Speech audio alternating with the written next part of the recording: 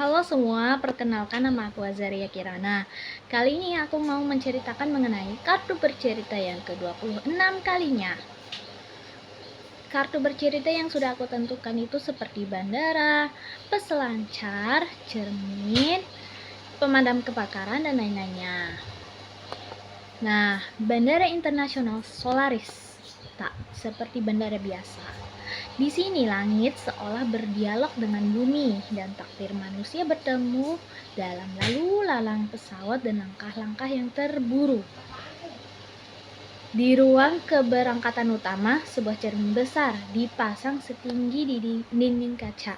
Benda itu bukan sekedar ornamen, melainkan bagian dari proyek seni global yang disebut refleksi dunia. Orang-orang yang melewatinya sering berhenti sejenak. Bukan hanya untuk melihat pantulan mereka, tapi juga seakan ke dalam diri mereka sendiri. Pada hari yang tampaknya biasa, Bandara Solaris yang menyimpan cerita yang luar biasa. Dennis, seorang pemadam kebakaran bandara, baru saja selesai melakukan pemeriksaan rutin sistem keselamatan. Meskipun pekerjaannya membuatnya harus selalu siaga. Nah, hari itu ia punya waktu untuk menyeruput kopi hangat sambil menatap pesawat yang lepas landas. Hari yang tenang, gumamnya.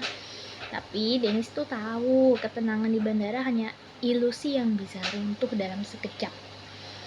Di sisi lain bandara, Jaya, seorang peselancar yang baru pulang dari kompetisi di Hawaii, sedang mencari tempat untuk menyimpan papan selancarnya.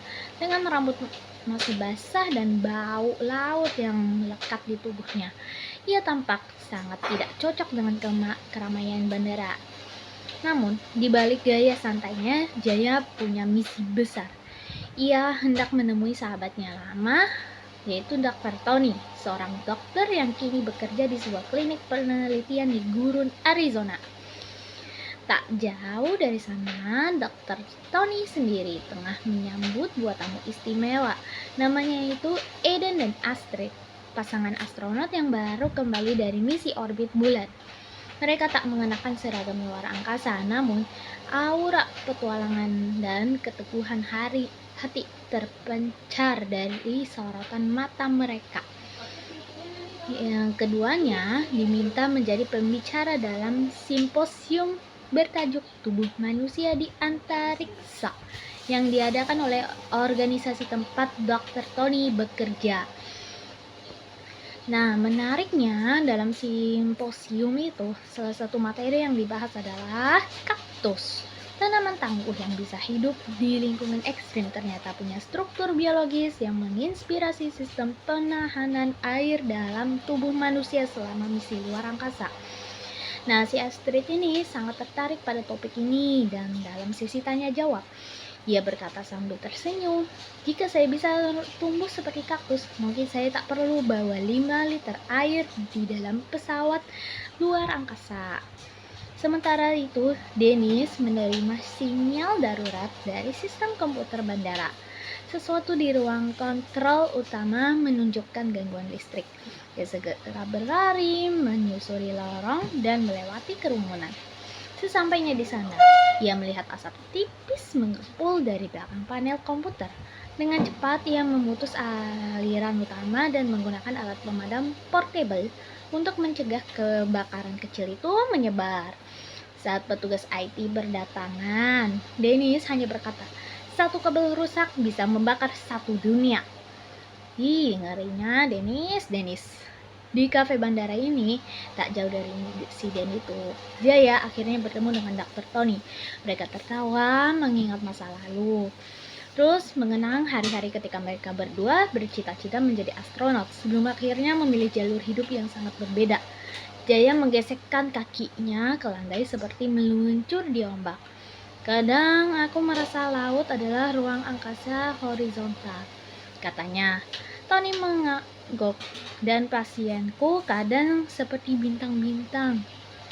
Jauh, sulit dipahami, tapi indah ketika kamu benar-benar mendekatkannya." Malam itu, Eden dan Astrid berdiri di depan cermin besar bandara. Mereka melihat pantulan diri mereka, dua manusia yang telah melihat bumi dari atas, tapi masih menemukan kedamaian dalam keramaian orang-orang yang di bawah. Cermin itu, tanpa mereka sadari, yang memantulkan lebih dari sekedar wajah. Dia memantulkan perjalanan, kehilangan, ketekunan, dan harapan. Astrid meraih tangan Eden. Kita sudah ke bulan, katanya pelan. Tapi kadang bandara seperti ini terasa lebih jauh dari galaksi manapun. Nah, si Eden ini tersenyum karena disinilah semua cerita bertemu.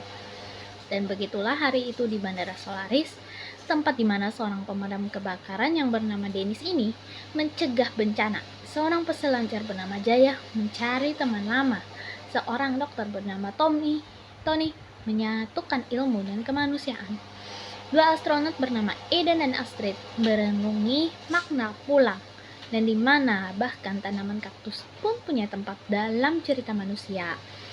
Sementara itu, di luar dinding kaca, pesawat-pesawat ini terus terbang, yang membawakan cerita baru, juga membawakan kita lebih dekat pada diri sendiri. Sekian dan terima kasih.